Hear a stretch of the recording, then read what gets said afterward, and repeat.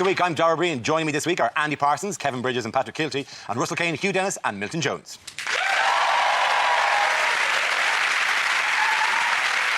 We start around for headliners. Here's a picture from this week's Lib Dem conference, but what does CDCR stand for? Is it Clegg's dandruff causes riot? Is it Clegg demands cardboard rain? Is it Cameron dies, Clegg rejoices? Is it Clegg displays currency remaining? Is it because they're in Liverpool? Is it, in fact, calm down, calm right down? Is it Celine Dion combusts reaction? I'm going to go for Clegg, David Cameron's rent boy.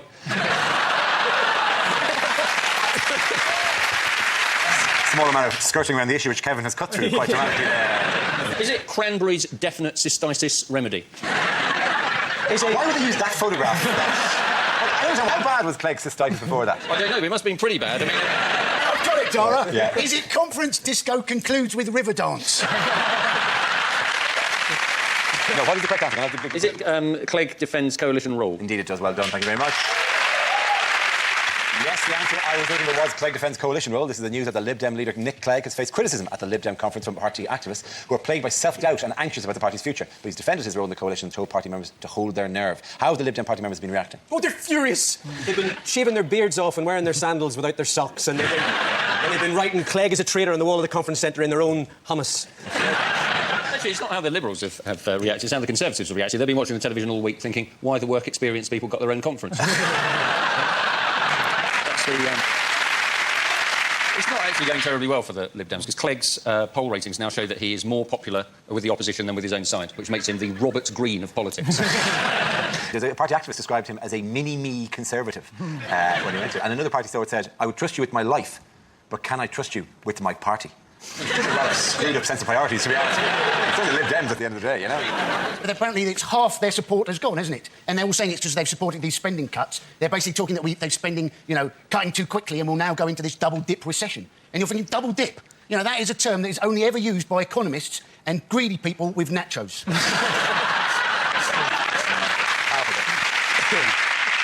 If supporters are losing, surely that's just people who counted them from Labour anyway, thinking, well, if I vote for them, I'm practically voting for Labour. So it's a very clever, tactical... What? No, wait, no! My master plan! Don't go to the...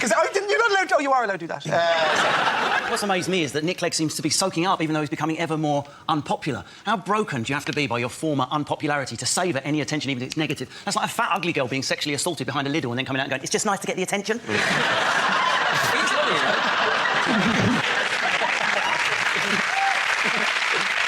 That is the chair Frankie sat in, isn't it? It is. I've literally never had those thoughts before. You're like a whimsical comedian, aren't you? They were saying that Cameron was actually going to turn up at the conference as a sign of, support, and then they realised that might be a bad idea. Cameron turning up at the Liberal Democrat conference is a bit like Leona Lewis showing up at the Mobos with Nick Griffin. It's not really going to cut it. I like the idea of lots of Tories sneaking into the convention going, well, we're in a coalition now, we might as well take some tuck along and have a day out, and then hear him talk about rescuing the poor and start heckling with quail's eggs. Take that, you Liberal. That sunglass, you wanker.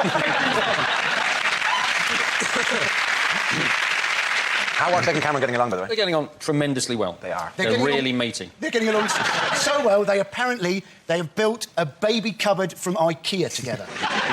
Now, I'm no expert on childcare, but I don't think you should necessarily be putting a baby in a cupboard. I'm not saying I'm a genius myself, but I think it's more for the clothes for the child. I don't think the idea is that, oh, God, that's screaming, like crying. Get in the cupboard, get in the cupboard. Why do you think they went to IKEA? What's the symbolism there? Yellow and blue. Yes. And it also goes deeper. It's a cabinet that comes in two parts and may well fall apart.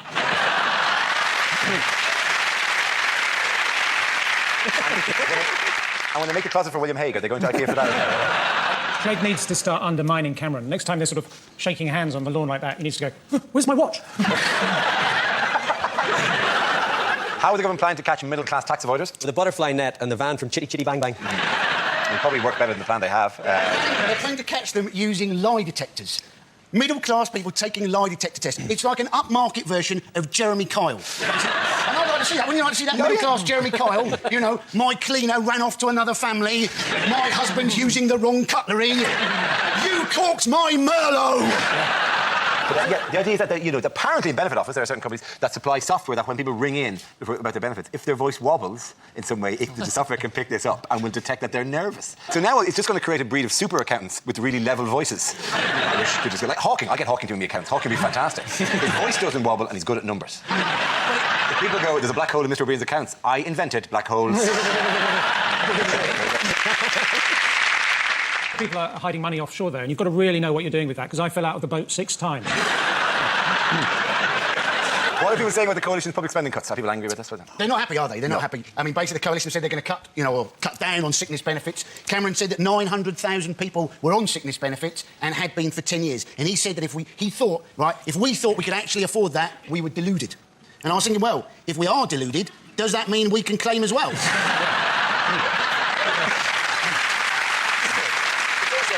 George Osborne has announced he's going to cut back on all sorts of things. Quangos, he's cutting back on, although I still don't know what they are. I think there might be a cross between... Could be a cross between corn and a mango. Sort of like orange and tasteless.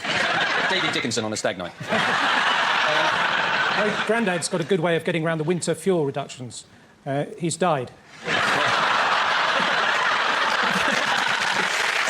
end of that round, the points go to Patrick, Kevin and Andy. Now we play a round called Mock Me Up Before You Go Go. This game involves Minton, Kevin and Russell, so if you could make your way to the performance area, please. This round is a stand-up challenge. I launch the Wheel of News, and wherever it chooses to stop, one of our performers must step forward and talk about that subject. The winner is whoever I think is the funniest. OK, here we go. The first subject is... festivals. Who wants to come in on that?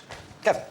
Festivals, nice picture there. That's actually me on your left. So, I was at a Christian rock festival. I never really meant to be there. I was just passing through this Christian rock festival and there was a stall set up that said a free toastie for all of God's children. So I thought, sure, I'm on.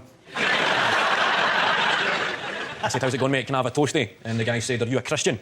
And I thought, well, if I'm not a Christian, am I not getting a toastie? That's not very Christian. And with this, the guy crumbled. And stood back, did feel a chalkboard, and he said, OK, you can have cheese or cheese and ham. And I thought, I'll just cheese, mate, because I'm a Jew.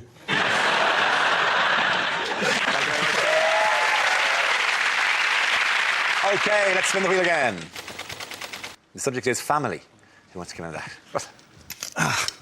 So, it wasn't easy growing up trying to be a little liberal kid in the most right-wing family in the whole of my town. My dad was the most right-wing person I knew, but always quick to point out, I'm not racist, but... That was the danger word, yeah? I'm not racist, but... Or the latest remix, which is even more innocuous and dangerous. All I want to do is have a sensible discussion about immigration, yeah? Isn't that all right, no one with that face wants a sensible discussion about anything. I just want to have a sensible little chat in the back of that transit van over there, yeah? Me and my brothers, the rest of your family, Mr. Woolham, whatever your bloody name is, mate, yeah? Get in the van, right?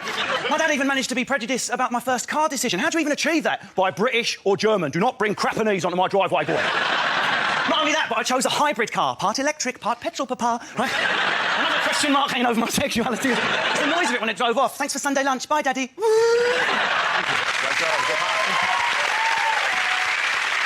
OK, that leaves us with Milton. Let's see what you've been left with. Let's spin the wheel. And the topic is jobs.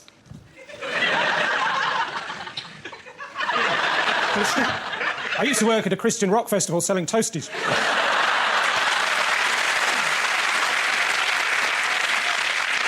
The best day was when I sold this Jewish bloke some yellow ham. My dad was a dustman. I didn't like him coming to collect us from school, though. Not because I was ashamed he was a dustman, it's just you never knew which day he was going to come.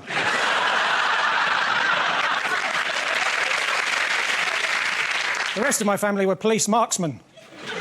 Apart from my grandfather, he was a bank robber. He died quite recently, surrounded by his family.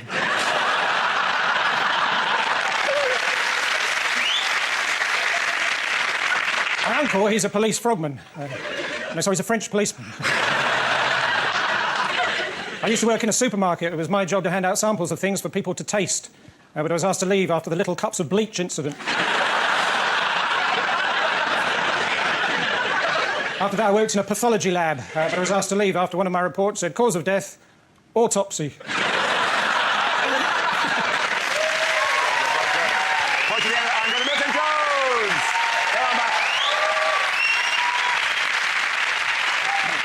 Our next round is called If This Is the Answer, What is the Question? On the board are 6 categories. Patrick, which category would you like?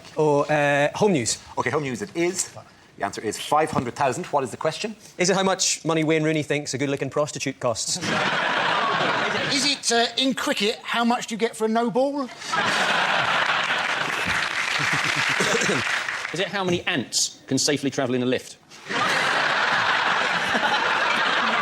They rarely include that figure. You know, would it hurt them to put a small picture of an ant with the number in fact? Is it the number of flies Lady Gaga found in her knickers the morning after she wore the meat dress? Or alternatively, is it the number of dogs that now follow her every time she leaves? Is it how many missed calls are on Osama bin Laden's mobile? Is it the number of times Daniel Craig's mother has been told that when he was born she should have said, I've been expecting you, Mr. Bond? Instead of the usual 10 green bottles, how many bottles do the Chilean miners start the song with?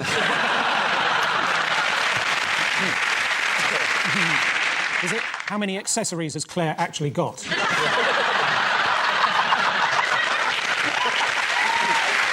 Is it how much was George Michael charged for 20 Rizzler this week by Big Trev in Ewing? How many tomatoes died last year as a result of knife crime?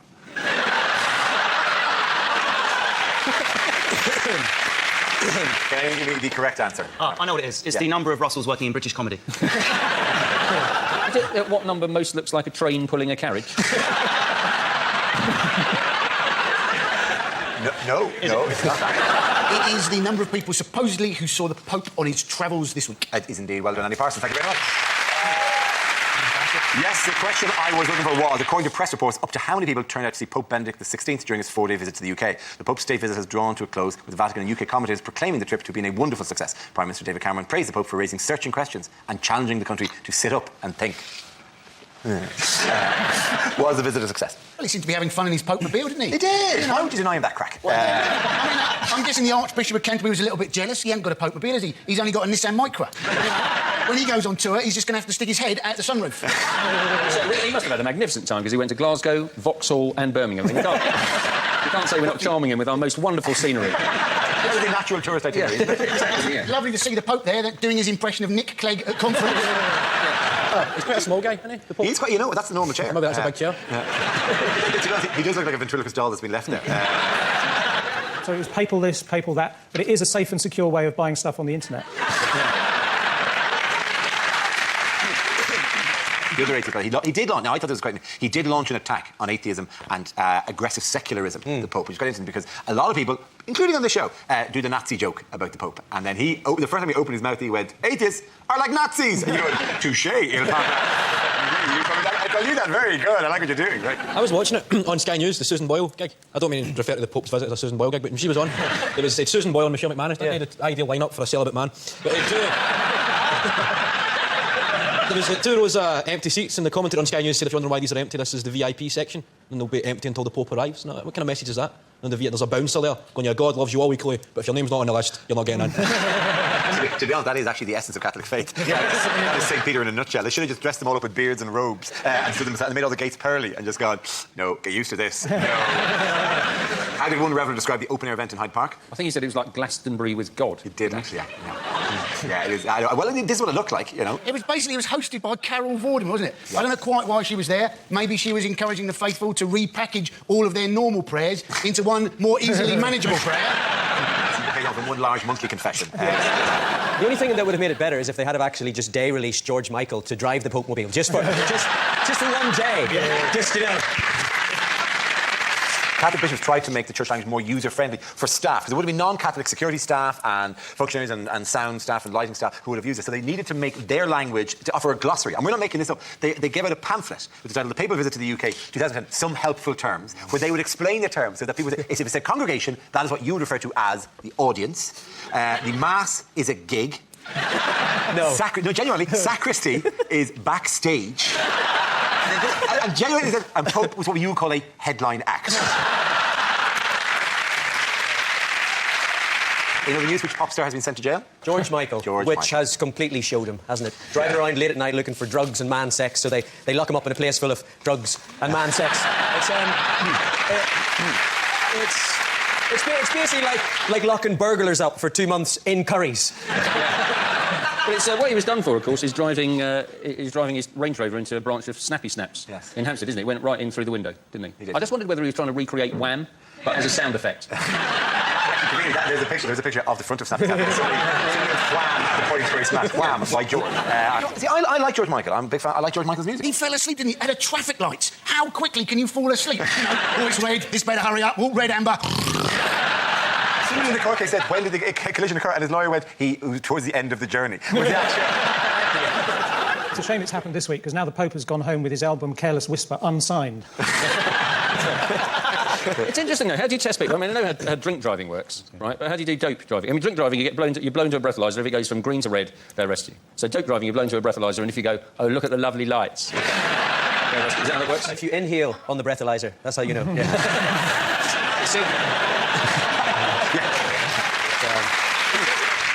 Apparently, right, the police wanted to know how long he'd been asleep for. And checking the Guinness Book of Hit Singles, I made it about 12 years. I mean, let's face it, it'll be the first time in years, won't it, if he visits the prison showers, that he's had a surprise entry in the number 2 slot.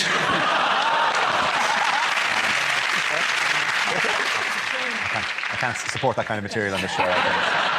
Fast Love is a classic in Freedom 90 as well. All right, so I just... They were singing as well, weren't it? They were singing his song. Oh, yeah, Freedom. they're singing Freedom when he arrived They into were trying to prison. taunt him and intimidate him by singing his song. I think it'd be quite a beautiful entrance. No, I imagine like these hardened criminals the night before up rehearsing the song. Okay, Steve, so you say freedom 3 times. It's not the kind of song, it's not really like a football chant type of song. Freedom, don't fight me, freedom. Yeah. It's like the least intimidating song in the world, like. We've all fallen asleep at the wheel. I don't know how hamsters do it. Okay. At the end of that round, the coin's going to rustle here in no time. Okay, now we come to scenes we'd like to see. So if everyone can make their way over to the performance area, I'll read out this week's topics and then we'll see what our panelists can come up with. Okay, here we go. The first subject is unlikely things to hear on a news programme. Behind me, a man lies dead. That's what happens if you pull faces in the background when I'm doing a piece to camera. This is BBC Three's News in 15 Seconds. Floods, recession, Lib Dems, Wayne Rooney. Medical news just in. Pioneering X-rays have proven that Nick Clegg has a spine. Our tape of Big Ben is broken. Bong. This is Fox News.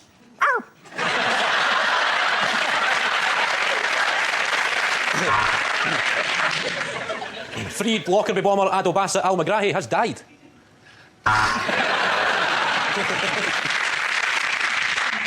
Are you there? No, there's no one there. Well, we hope to talk to Michael Jackson later. Later on, we'll be finding how the Queen arrived in Australia, but first.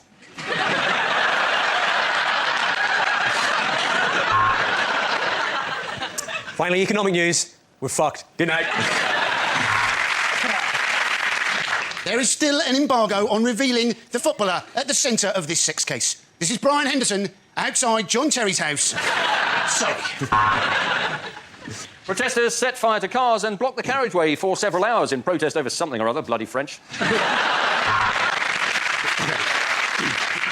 City news now. London is dangerous, York is old, and Bristol is a bit weird. The next topic, please. Unlikely things to hear on a train. This is the Virgin train service to Edinburgh. If you're not a virgin, would you please get off at Hemel Hempstead? We would like to apologise for the bumpy ride as we entered the last station. This is due to some selfish bastard throwing himself under the train. You're now arriving in Sheffield. Could all passengers in first class please pull back your window blinds and take a look at the real world? We'd like to apologise for the toilet being out of order for the entire journey, as Ricky Hatton is in it. Due to staff shortages, I am unable to finish this noun. Hot food is now available because the buffet car is on fire. We have now arrived into Birmingham New Street. We are pleased to inform any passengers wishing to change for Wolverhampton that there's a JD Sports opposite the station. Excuse me, do you have any more of those sandwiches? They're delicious. I wonder whether I should take my personal belongings with me when I leave this train. If only there was an announcement that could possibly help me. We apologise for the delay to this service. This was caused by points failure at Make Something Up.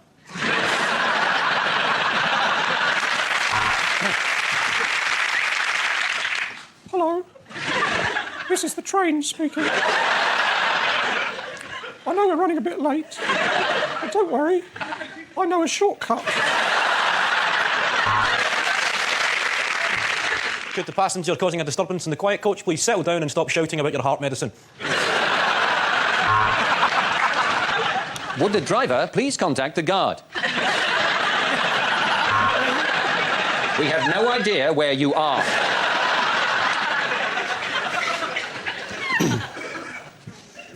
This is the driver contacting the guard.